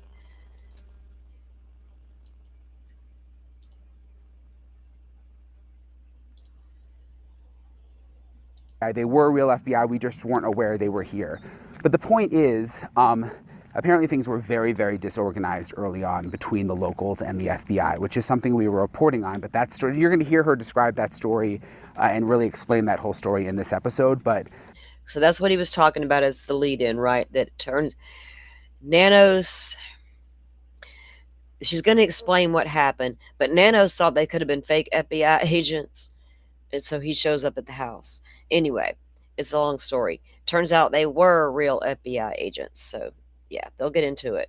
I'm going to take this chance to go grab a cold drink real quick, guys, while I let this play, and I'll be right back. Just kind of wanted to give you a preview because this is the first that I'm hearing about that. So I'm going to get into all of it in this episode of Brian Enton Investigates. So I'm joined by Aldine, who is one of Nancy's neighbors, and this is Maple, her dog. Yep. And first of all, I just wanted to thank you for letting us park in your driveway when we got moved out. That was very nice of you. Yeah, you're welcome. What has it been like the last, 30 plus days? It's been crazy and sad and, kind of scary for a lot of the people that live around here because, normally this is a quiet, sleepy neighborhood. So we don't have a lot of people here or incidences of anything. So you knew Nancy? Yes, so I'd met Nancy numerous times in the neighborhood from just being here. And I also went to high school with her kids. And so a very good friend of mine, super close with Nancy, and we used to walk in the neighborhood, and she would be at parties and things like that. So yes. She seems like a wonderful woman. Lovely lady. Yeah, terribly lovely lady. Yeah. Did people know that she was Savannah's mom? I don't know. It was never really talked about. She was just Nancy, so nobody around here really thought anything of it, or at least we never discussed it. Did you know? Oh yeah. No, I've known that I've known that for a long time. I knew that Nancy lived there, yeah. But people on the outside didn't seem to know, really. Not anybody that I ever talked to about it. No. Did you know Savannah at all? I did a bit in high school, but not super well since, high school, because I'm considerably older than, well, not considerably, but I'm about 3 or 4 years older than Savannah. I knew her brother better. Was there anything strange? Okay, isn't that one of those dogs right there loving all over Brian Enton, the stranger? Well, apparently she walks the dog a lot and everybody's friendly with it. But every time a case has happened over the past few years, there's one of these dogs involved. And people just walk right into homes and do whatever they want. These dogs are not protective, y'all. So you got to get a companion dog to protect you and your cute dog, because your cute dog is not going to do nothing, apparently. In the neighborhood, you noticed, like before this happened? I did. About 2 weeks before, I have a picture window in my bathroom, and I see all the people walking by in the mornings, and I noticed this strange guy with his hat down really low. He was kind of hunched over, not in, walking or hiking gear. He was dressed in kind of street clothing. So I thought that was weird, because that's not normal. And it stood out to you? Oh yeah, I said something to my husband and my mother, so yeah. And how often has something like that happened where it stood out to you enough to say something? Not often at all. I see the same people, they're people I know, my friends, yeah, so no. I think once, maybe 12 years ago, I saw a Now, I don't doubt for 1 second That's how she is, because I'm that way. I've become very aware of my surroundings, especially where I live, what's normal, what isn't, who's supposed to be here, who isn't. I make sure I learn it. That's me peeking out the blinds, because I got to know. I'm going to know if a person shows up walking down the street that I've never seen before, because I lived out in a rural area. Even now, I live on a little quiet street, in town. Anybody could walk down it, but you got to come down here with a purpose. Let me just put it that way. But I'm going to notice you don't normally come down here. So I don't know what this person was doing. Could it have been a friend visiting somebody else, just walking through the neighborhood, or could it have been somebody on foot, case in the neighborhood? I don't know. Was it JLR? You said. Strange guy. Did you tell the police? I did. I told the FBI the day after they came here, and I discussed that with them. So this is my window that I'm getting ready in the morning, and I saw him out there. So I couldn't make out his face, although his hat was way down, and I think I can open up this one too. Okay. See, since we have all this stuff going on, and we have to have it all fixed. So this one is usually open as well. So you've got a pretty good view. So Nancy's is up that way. Yeah. Okay. And so you've got a pretty good view, and he was walking down the road, and I always see people and I think, oh, that's my friend Nora, or that's this person or that person. And I saw him and I was like, oh, that guy doesn't fit. So. And this was sometime around January 11th. Yes. So my birthday's January 8th. Okay. So remember when they began looking for footage around that date, January 11th, or what was it? Yeah. So was that based on what she had told them? I don't know. I remember so well. Okay. Yeah. And describe him again? Well, he was in kind of street clothes, not shoes that you'd walk in, and he had a baseball hat really low, and he was kind of hunched over, and he was kind of looking around, and he just didn't fit. And he wasn't going terribly quickly like a normal person that's getting exercise. He was kind of going slowly, and when he walked by this street, he really took a long look at it. I noticed that. And it was enough for you to remember to tell your husband? Yeah. Yeah. It freaked me out. And I'm not one of those people to be super freaked out by that. But I was like, that's weird. Yeah. Yeah. What was it like when the FBI came? They were young and just listening and asking a couple of questions and wanted to know if our Ring camera worked. And it didn't at that time, unfortunately. What? The Ring camera didn't work. Why not? People on the internet don't like that. They get upset when we hear about that. I don't know if mine would work if I don't have one right this moment. My son got one when he bought his house, like a housewarming or whatever. And I asked him one day, I was like, hey, dude, you ever going to put up your Ring camera thingy or whatever? He was like, oh, he gave it to his sister. So one day I finally asked her, hey, did you put that Ring camera thingy up? Oh, no, it's still in the box. I'm like, what the hell, children? Don't open the door to strangers. Get a dog. Don't know if it would have gotten any of the road because our house is so set back. So I don't know if we would have been much help, but just questions like that. No, but if the masked man showed up at your door, you better hope that it's a Nest camera and they can scratch it, that it's got an itch, because, wow. So another, we keep hearing nobody's got these subscriptions or the cameras aren't working. A lot of times people will think that just the sight of the camera is enough to deter the person, right? If they see a camera, they're going to instantly think it works. They're going to take the time to try to see if it works, hope it don't work, or just think, oh shit, there's a camera, I can't do this. And the whole time the thing don't even work. It's interesting, like no one's Ring cameras work in this neighborhood, it seems like. Well, it's such a safe neighborhood. Yeah. Like, honestly, like half the time we used to not lock our doors. We do now. I Now bet we you have do. cameras and Oh God. She's a grown woman with a poofy dog. And she just after Nancy, I'm sorry, I don't mean no shade, lady. It's 2026, not 1972. You gotta lock the fucking doors. Things like that. But no, yeah, I've never even had a package stolen ever in 23 years. So it really is one of those, because I heard some people say, oh yeah, it's like one of those places you wouldn't lock your doors, but you really didn't. yeah, we really didn't. Yeah, we really didn't. I mean, I had 3 teenagers wandering around here, and yeah, I'd come home and the back door would be wide open. I'm like, who's that? So yeah, never a problem. Oh, no, no, no. Mm-mm. My mama would not tolerate coming home to the back door open. Which one of you rugrats, she'd say youngins, which one of you left the back door open? You're never going to do it again. And plus, at night, during the day, you got the kids coming and going, right? The door probably isn't locked. Unless you're home alone, I would be making sure. But I get it.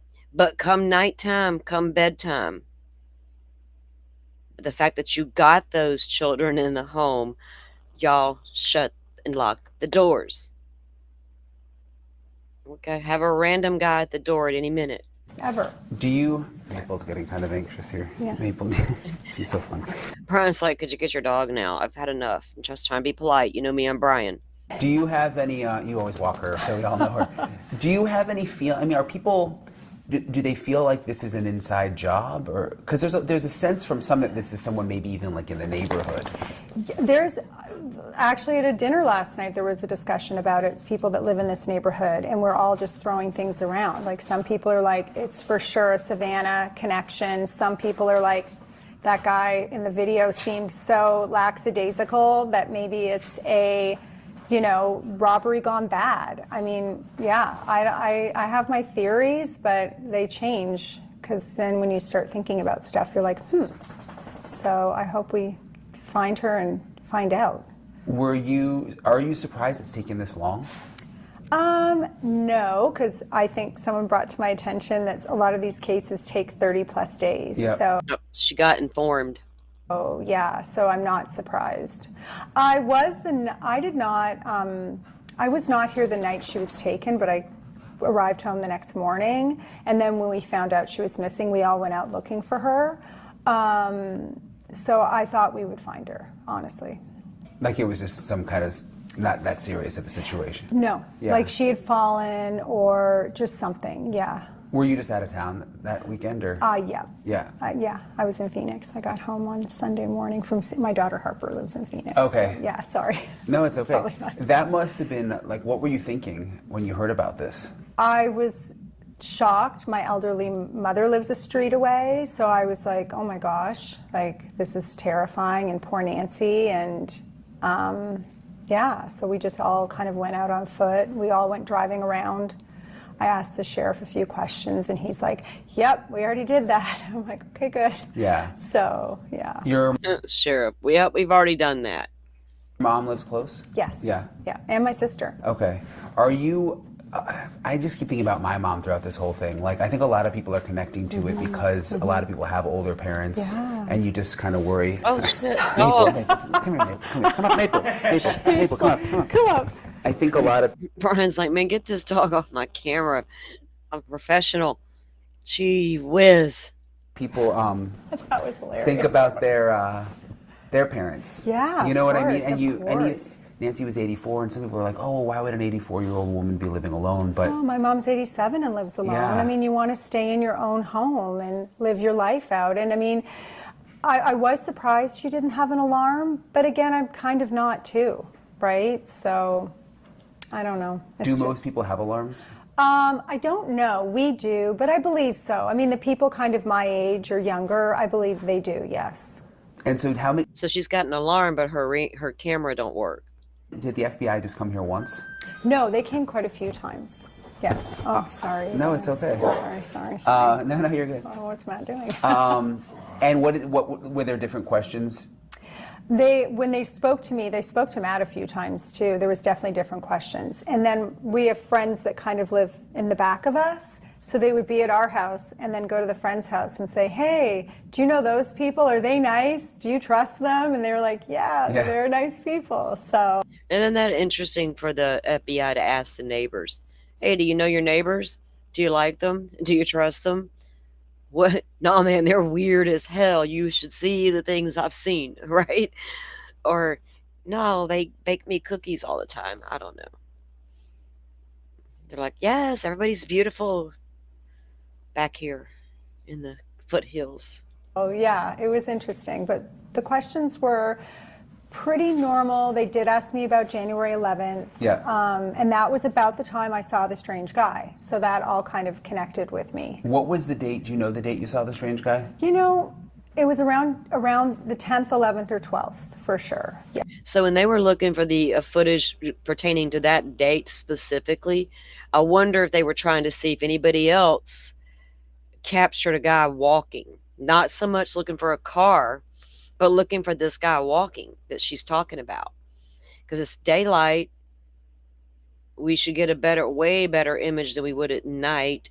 There's a chance some of the houses may have a camera that can see the road a little better.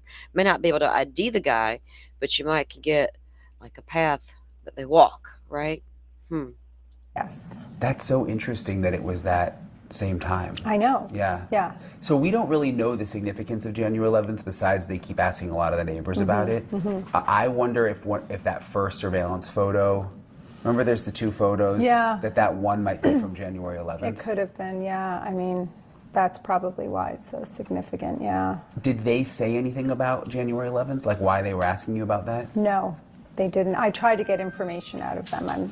Well, according to Nanos, there's no timestamps on those scratched video / screenshot images. But yet we know some shit went down at 147 and 212 pertaining to said images. Ponder that. Yeah, but they wouldn't give me any. Was there anything else they asked you that was like kind of stood out to you? You know, no. No, I was kind of more giving them information about the neighborhood because there's an abandoned house at the end of the street and An abandoned house at the end of the street. somebody had just moved out next to us and I thought that was kind of weird because they Somebody who recently moved out. lived there a long time as well. So I think I probably spoke more than I should have. No. Oh, she told the FBI all about the abandoned house and the people who suddenly moved out. Good girl. That's what they're looking for. Are there like, I mean, I don't want to judge anybody, but are there people in the neighborhood that you've been like concerned about in the past or?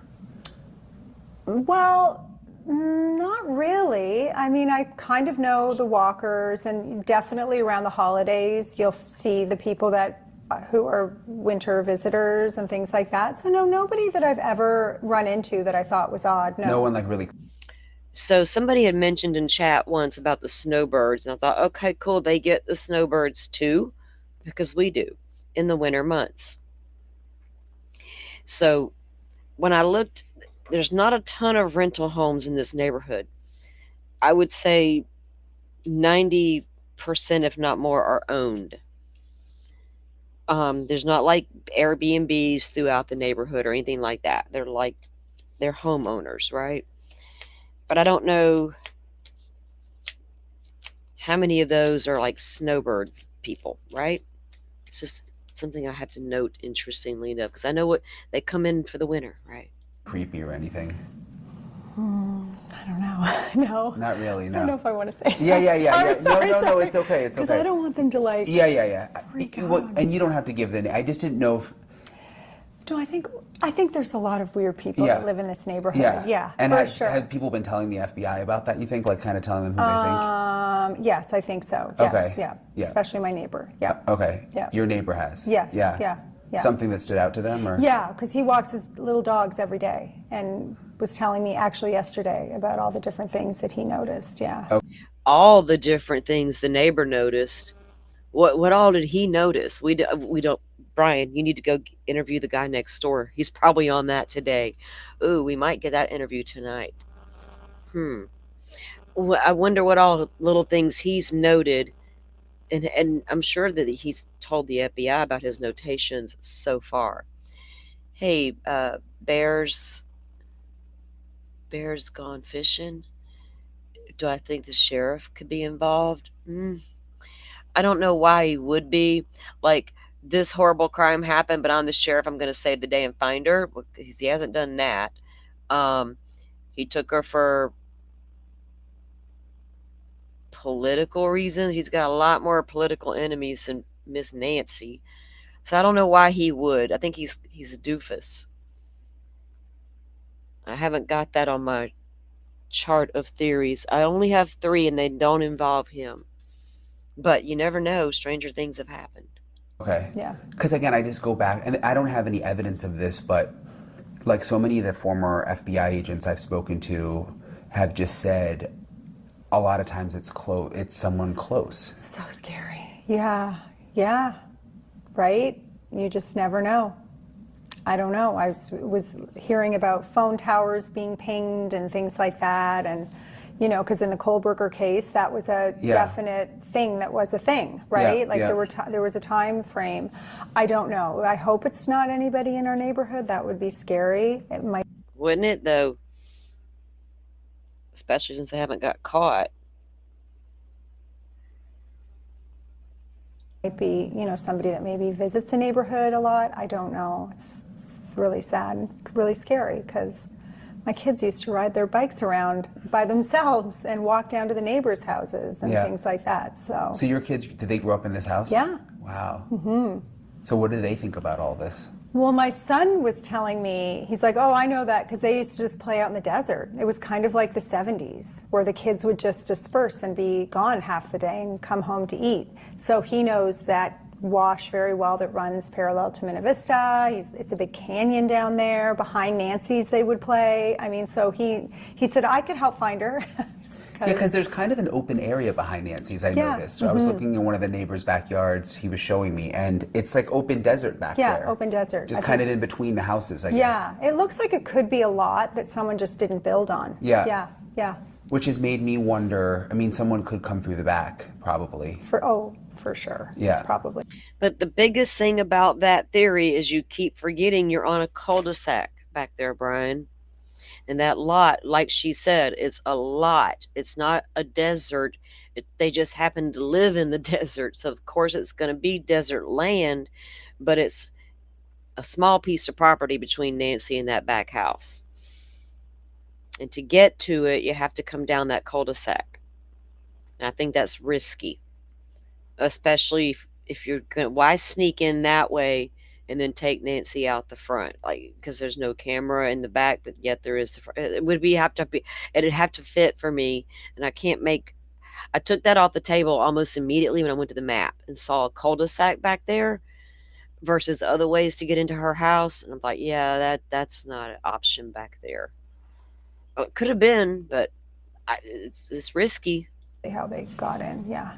And when you talk about the washes, I'm from Florida. So like, what are those? So they're where the water runs. Like, you just witnessed a storm. Sorry, Maple. Sorry. Okay. So you just witnessed a storm, and so that goes on in July, like for an hour, and it floods these river beds that we call washes. And some of them are huge, and you'd never know they were there. So there's definite ways to navigate the Catalina foothills through washes. And a wash is it like a trench? It's like a big trench, okay, right, where the water's it's kind of like a river. So they are rivers. They're really dangerous, actually, in July when the monsoons come and they run. Like, you aren't supposed to drive. Some of them go over the road. You're not supposed to drive through it, things like that. So. You said there's one near here? There's actually 2, big ones that definitely, I saw the searchers in there, and I'm like, good, I'm glad they're down in there, because that would be a place you could, hide. So, and you could use those to get in and out of the neighborhood? Oh, yeah, they all connect.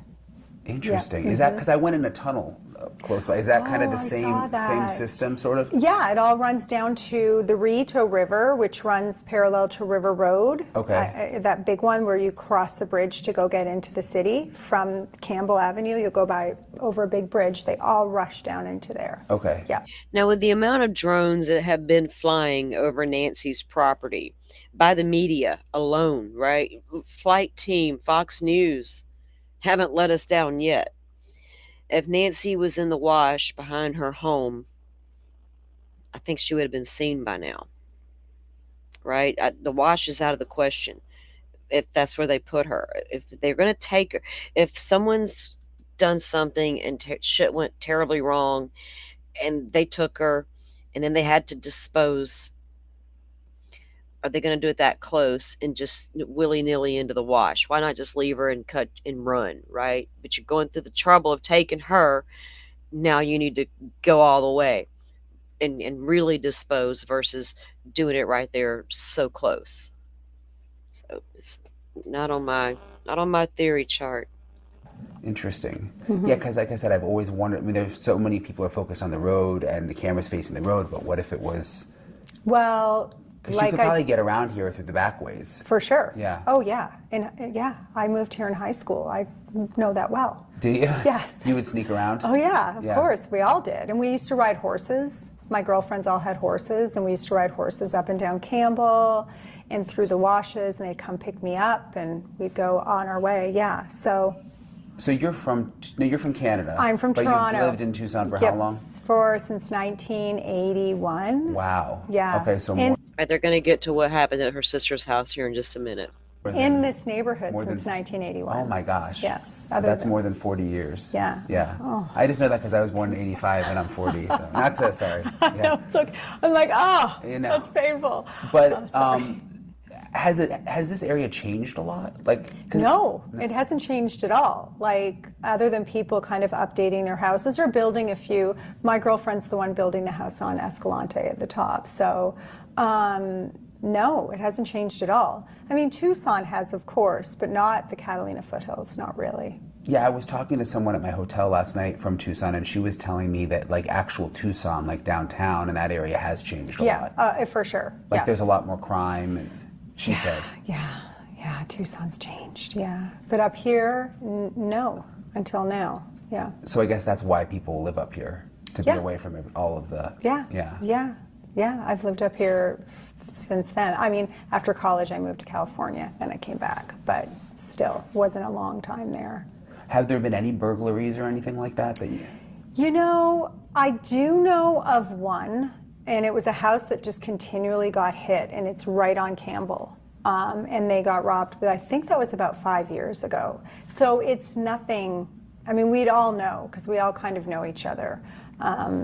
I have friends, 2 streets over, and they would text me or call me and say this happened or that happened, but nothing major, no. Are you freaked out?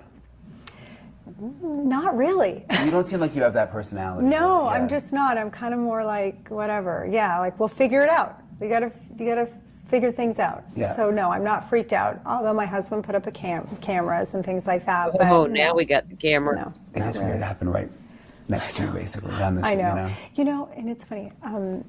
Matt, my son, is a golfer at Ole Miss. So for high school, they were gone a lot doing tournaments. So I was here alone a lot, and I did put the alarm on, but I didn't terrify me. No. Yeah. Yeah. What's Nancy like? I know you said a little bit, but she was a super sweet, kind woman. A heart of gold, and just really sweet. From what I remember of her, I hadn't seen her in quite a few years, but I mean, other than in her driveway walking my dog or on her porch or something. But what I remember of the times I did meet her, she was a really kind lady. Yeah. It's so sad. So sad. I know, it's devastating. I hope there'll be a miracle, but it seems like more and more, it's just hard to imagine she's going to walk back a lot. You know what I mean? But at the same time, it's... That's what I was hoping for the next day. That's why we all went out and looked for her. We were hoping for a miracle. Yeah. And now we're really hoping for a miracle, but... Have you been... what are your thoughts on law enforcement? Because obviously the sheriff has been under a lot of scrutiny. He's a very controversial character. Yeah. I have my opinions about that. I just don't think it was handled properly, but I'm also not a law enforcement person, so I try not to be too critical. Yeah. But I don't know. I mean, yeah. It seems like the FBI and the locals are working better together now, though. I hope so. And even when they've come back through the neighborhood, it just seems more more organized now. Yeah, I did notice that. Yeah. When's the last time they came here? Was it? Probably, oh my gosh, it's been 30 days. Okay. Hey, so Bear's gone fishing. Yeah, we've unpacked so much about this sheriff here, and we feel you on your theory there, but I don't. A lot of us don't have the same theory. But what we do know is this sheriff's had beef with the FBI going back to at least 2017, and has had a very public feud with them. Can't work with them. Holds he's very vindictive and he won't let stuff go. He has an entire department under him who does not want to be under him any longer. They're speaking out and saying their piece. He's mishandled a lot of things within that department for a long, long time, turns out. So all of that's going on. That's the sheriff is just super.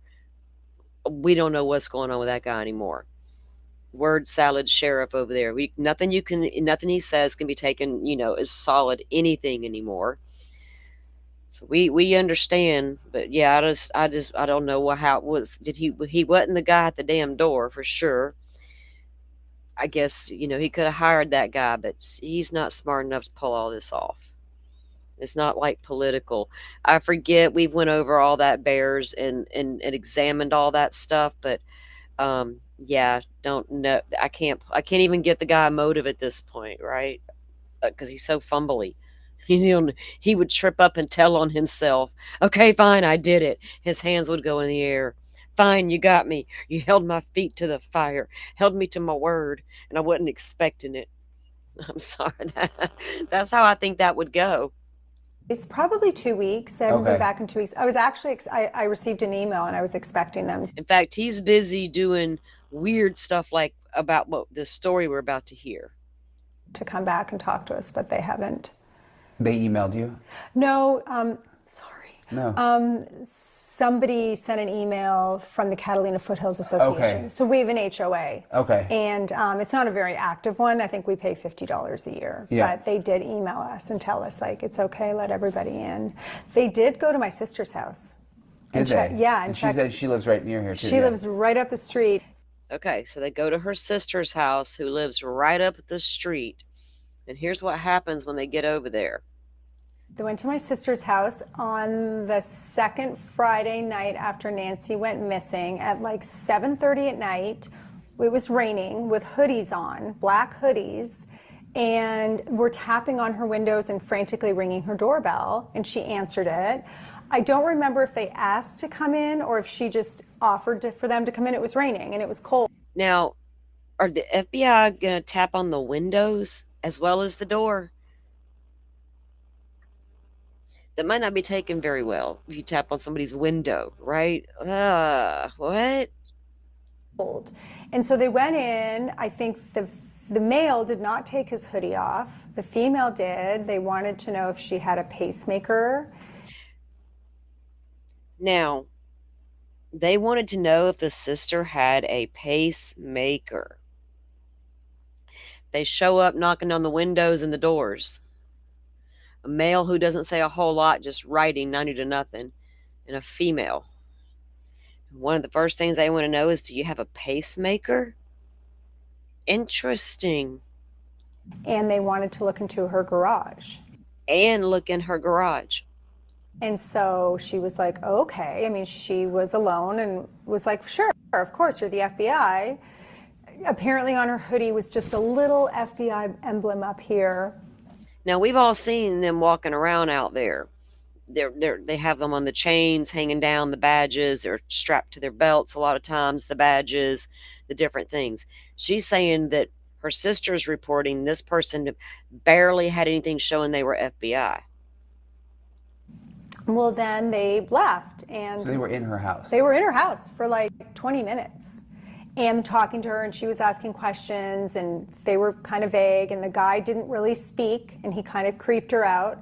So they left, and my niece called and said, "Are you sure they were the FBI?" Because we all had discussed about copycat crimes, people posing as police officers, things like that. Whoa, they think heavy in this little group. They are always prepared, right? Don't let the stranger in. But damn, we did make, I don't know, did we? We don't know. The sheriff don't even know what the hell happened. So she called the 1-800-FBI number, and it was busy, or said they were busy. So she called 911, and within 15 minutes, 10 minutes, there were 7 police cars. So she calls the FBI hotline, and it's busy or whatever. She can't reach the FBI. But she calls Pima County 911. And now you got all these officers showing up within minutes. Because she called to say that, was that really the FBI at my door? They're like, well, hell, we don't know. Let's get over there and find out, boys. 4 FBI agents. They're literally crawling the neighborhood, but let's go to this one house and double check. Said it wasn't the FBI. She was terrified. They swabbed her fingerprint.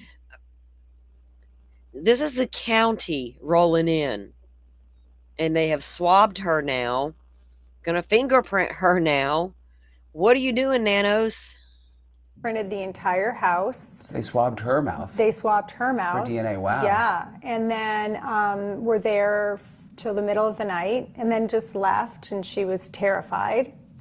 So the next day, at about 3 o'clock in the afternoon, she got a call from the large group of FBI agents that were there and said, "Oh yeah, by the way, that woman was an FBI agent. We don't really know who the guy was, but she was, so you're fine." And she.